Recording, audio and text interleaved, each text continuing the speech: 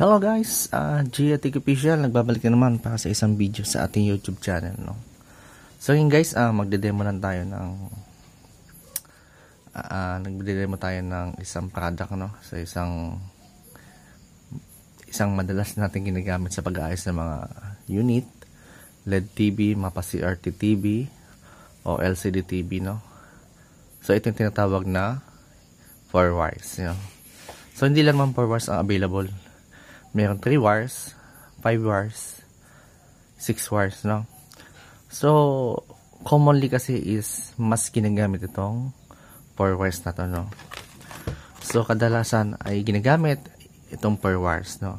Kasi 3 wires, minsan lang maka-encounter ng ganon, o minsan lang akong may nakikitang gumagamit ng ganon ng mga module ng power supply, no? So, itong 3 wires na to guys is napakaganda ng pasok sa ating mga technician, ano. So napakaganda ng pagdating nitong o pagka-develop o pagkagawa ng ganitong 4 wires module na to na galing sa China. So napapagaan nito ang trabaho ng isang technician, lalo na sa mga newbie o mga nag-uumpisa pa lang sa larangan ng electronics, sa pag-aayos ng LED TV, CRT TV, etc. na mga appliances, no. Usually kasi ang 4 wires at 3 wires ay ginagamit lang sa mga single optocoupler. Yan. Single optocoupler, madalas siyang pwedeng gamitin ang 4 wires at 3 wires, no. So once na maging 2 optocoupler o 3 ang isang main board o power supply na inaayos nyo, o PSU unit,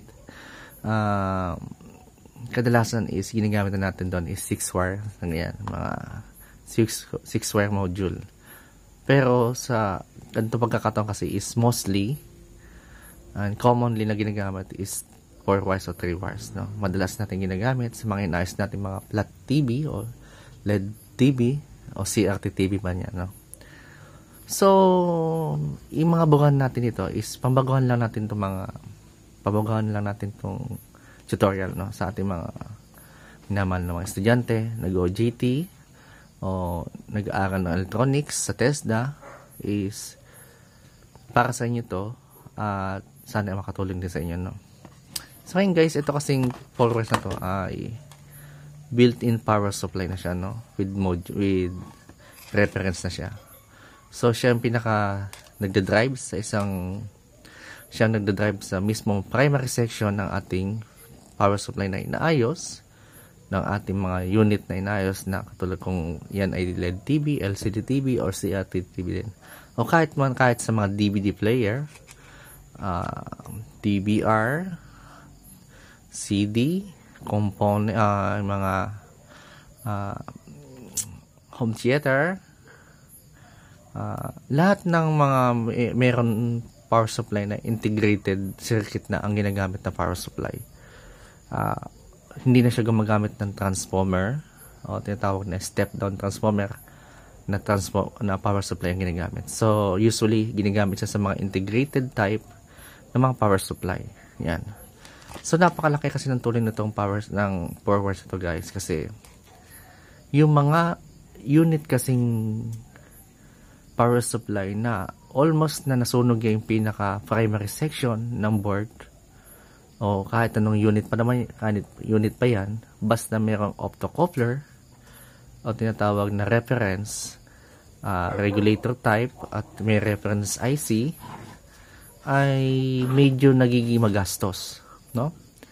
Kasi once na hindi natin napulido yung pag-check up sa board na inaayos natin sa primary section ng power supply ng inaayos natin unit, kung ano man yan, basta integrated type at may optocoupler, is once na hindi natin mapulido yung pag-check up o pag-clearing o troubleshoot ng lahat ng parts na nakakabit doon sa pinaka primary section ng power supply, is once na masira yung regulator at nagpalit tayo at nasira ulit dahil nga mayroon pang mga hindi na check upan, na double check na capacitor, Zener diode, o tinatawag na rectifier, resistor, is once na nakabitan natin ng regulator at hindi tayo sure na okay na yung pinaka-primary section ng ating inaayos, is once na pag-testing natin yon is automatic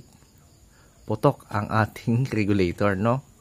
So panibagong bili na naman, panibagong effort at panibagong troubleshoot na naman.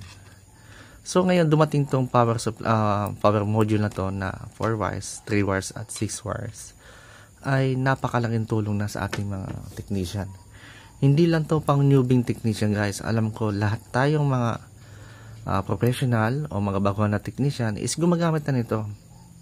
Alam ko gumagamit na nito. Syempre, lalo na kung mga medyo malalalim ang sira ng ating mga inaayos na mga unit, ay kailangan na natin, mapipili na tayong gumawa nito, no?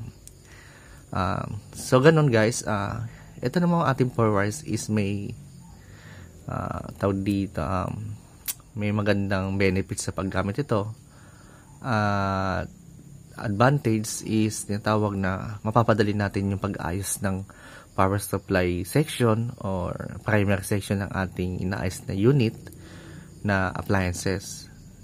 So ang advantage nito is mapapadali natin yung ating trabaho at hindi na tayo mahihirapan, no? Ngayon, ang disadvantage nito, guys, is itong power module na 4 wires na to is once na hindi ka marunong magkabit o kaya na may mali kang nakabit is malay mo na baliktad mo yung kabit sa inaayos mong unit, is automatic masisira to. Isang mali mong kabit nito is goodbye na kagad ang ating itong 4 wires module na to, no? Kasi meron din kasi itong primary at secondary section. Bali, itong ating primary, itong red at black wire, no? Yan ang primary natin. At ipapasok din natin to sa primary section ng ating inaayos na mga unit o power supply. Then, itong yellow-blue is papunta rin to sa ating secondary section ng ating inaayos na power supply unit, no? So, ganun yan, guys. Kaya kung baguhan tayo or nag-uumpisa ka pa lang mag-ayos-ayos ng mga unit at naisipan mong gumamit ng 4 wires, guys, konting double check po bago kayo mag-plug ng unit na inaayos nyo na gumamit kayo ng 4 wires na to, no? Kasi isang mali lang talaga, guys, is wala na, tapo na to, no? So sayang naman. So ito lang ang laging iingatan natin, yung magkabaliktad kayo ng input na sa sobrang excited nyo is maikabit nyo sa primary itong yellow blue at itong red black is makabit natin sa secondary. Kasi siguradong sabog tong ating secondary ng ating 4 wires module na to, no? So, ikalawa is yung once na-install nyo na ito na maayos sa inyong inaayos na mga unit, meron kasing time na may pangyayari din na itong ating adjustable trimmer, voltage trimmer na to, sa ating 4 wires is nag-abnormal siya, guys, ano? Yung ating trimmer na to is nag-abnormal kasi meron lang siyang carbon type na potentiometer o trimmer na nasa loob nito. Once na mag-abnormal na mag-decarbonize itong nasa loob nitong trimmer, is yung adjustment ng voltage sa ating inayos na TV is nagbabago-bago, no? O kahit saan pang unit na inaayos natin, basta ginamitan natin to, nagkakaproblema to once na tumagal na ng ilang months, no, guys? Ilang months. Estimate ko is pinakamatagal nitong nagkakaproblema nito ay umaabot naman ng 6 months to 7 months. O minsan pinakamadali nito is 5 months nagloloko na itong trimmer na to. Ngayon, guys, kung gusto nyo hindi manyaring ganun pagkakataon, ay sinasuggest ko sa inyo na tanggalin nyo na to, no? Pero once na bago nyo tanggalin ito at nakuha nyo na yung tamang adjustment ng voltage sa inaayos nyong unit at napaandar nyo na ng maayos at normally na siyang nagpo-function, ay sinasuggest ko na tanggalin nyo na to guys. Tatanggalin nyo na to at palitan nyo ng 1/2 resistor at iyon ang ipalit nyo, no? Kung anong value nakita nyo na reading nyo dito sa pagkakatanggal nyo, once na maging okay na yung unit, ay kunin nyo yung value ng reading ng tester dito, no? Ayan. So, bali nandyan siya guys. Ayan.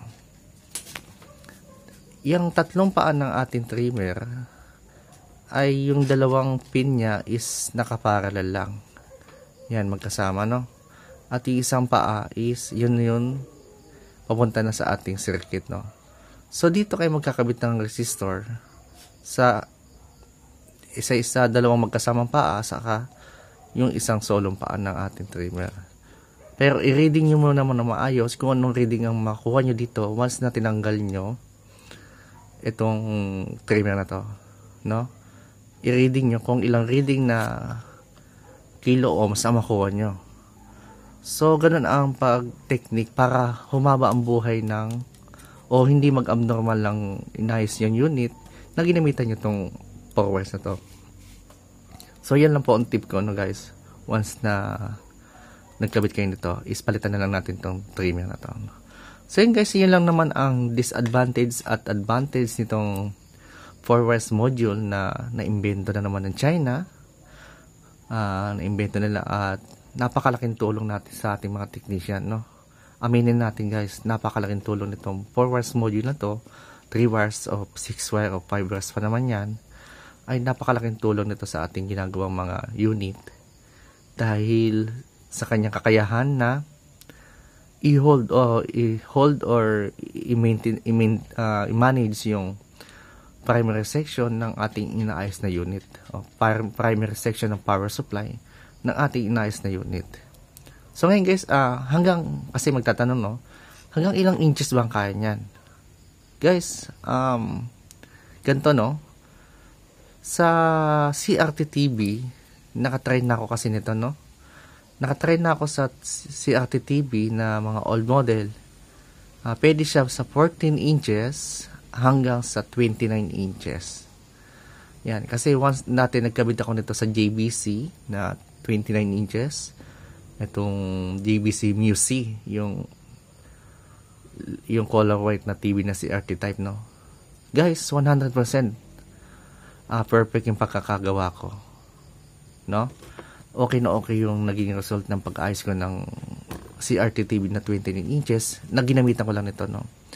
Basta guys, tandaan nyo, no, once na magkakabit kayo nito, hanapin nyo lang yung secondary section ng power supply. Hanapin nyo doon yung 5 to 24 volts na output, 5 to 24 volts na output sa secondary section ng inaayos nyong unit power supply. Yan ang tandaan nyo guys, ha. 5 to 24 volts lang ang maximum na kayang i-hold nitong secondary para maging normal ang function nitong 4 wires. So once na lumagpas sa 24 volts guys, ay tataas yung voltage niya, no. Hindi na makakontrol ni trimmer yung excess voltage na papasok sa dito sa module na to. Kaya sinabi guys, 5 to 24 volts lang ang kaya niyang i-hold, no? Mga newbie, mga estudyante natin yan, tandaan niyo yan, ha, kasi yun ang pinaka-importante. Huwag kayong magkakabit sa secondary section ng inaayos ng unit na more than 24 volts, no? So, titignan nyo yung mga capacitor niyan, guys, para malaman nyo kung anong voltage ang pumapasok doon sa secondary ng power supply na inaayos nyo. Once na makita nyo doon na ang capacitor is nag-hold ng 16 volts, nag-hold ng 25 volts, ay doon pwede kayong mag-tap nitong yellow-blue na to, no? Tandaan natin, itong yellow is positive and blue is negative ng ating capacitor, no? Doon lang yung magkakabit, positive and negative pin ng ating capacitor sa ating power supply na inaayos. So yun guys, simple lang naman, napakadali magkabit nitong 4 wires. Kaso nga lang, napakadelikado din once na magkamali ka, no? So yun guys, yun lang naman po ang gusto kong ibahagi sa inyo about sa 4 wires module. Ang advantage at disadvantage sa paggamit nito. Yun lang naman. Sa flat screen guys, ito limitless to.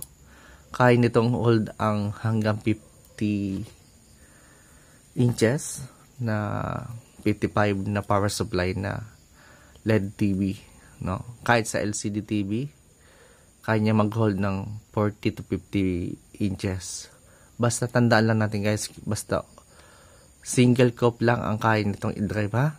Single cope lang. Hindi siya pwede sa double cope, double optocoupler pala. Sorry guys, double optocoupler, para lang siya sa single optocoupler, no?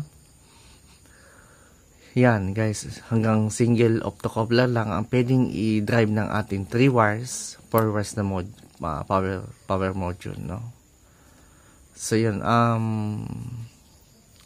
ganito pala guys, sa pagkakabit naman ito sa ating primary section, isa pang tip ko na guys, tanggalin nyo na po yung optocoupler doon sa ating inaayos na main board, na power supply board. Tanggalin nyo na yung optocoupler, no? Tanggalin nyo na to. At ito, once na tinanggal nyo yun, pwede nyo na itap tong yellow-blue na to doon sa capacitor na secondary. Pero tanggalin nyo po yung optocoupler doon sa PSU board, no, na inaayos nyo. So yan. So sana guys, para maintindihan nyo is ulitin nyo lang po yung video kung paano ko ba sinabi yung pagkabit nitong 4 wires, no? So yun guys, hanggang dito na lang po Geotech Official. Nagbabalik na naman po para sa isang tips sa ating YouTube channel, no? So, thank you po guys. God bless. Ingat-ingat po tayo sa araw-araw nating gawain, no? So, ito pong powers guys, pahabol po. Ito ay 100 plus lang naman, or nasa 100 lang ang bili ko nito sa Shopee. So, order na lang po kayo guys. Napakalaking tulong po nito. So, yun lang po guys.